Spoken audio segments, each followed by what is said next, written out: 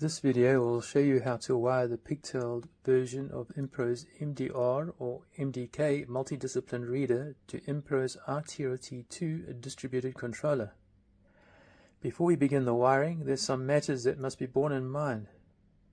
Note that the reader to card range may be compromised if the reader cables are long, if there is strong electromagnetic interference at the installation site, if there is noise on the reader's input supply, if readers are mounted closer than half a meter from each other, if readers are mounted back to back, that is on opposite sides of the same wall.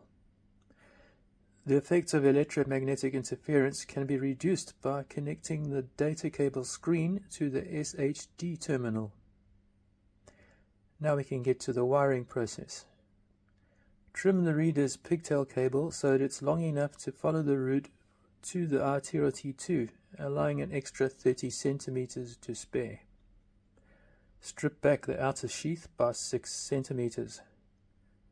We won't be using the grey or purple wires, so these can be cut short or folded back out of the way. Strip all the remaining wires to expose 6 millimeters of the copper, twisting the strands ready for the terminals. It is recommended you make use of ferrules when wiring the iTRT2 reader ports.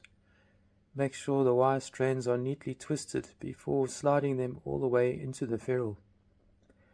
Using the crimping tool, squeeze the handles all the way to firmly crimp the wire in the ferrule.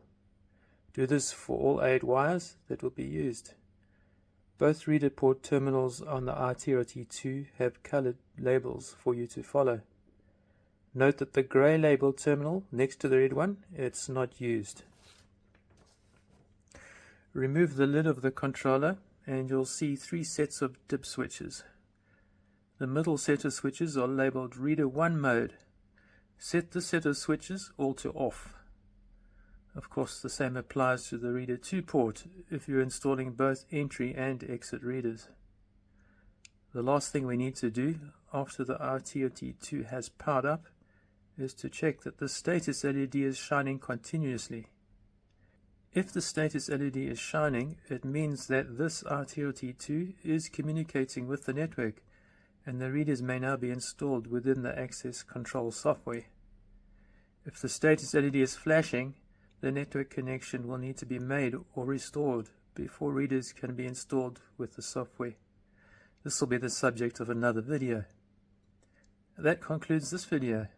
If you found it helpful, please click the like icon.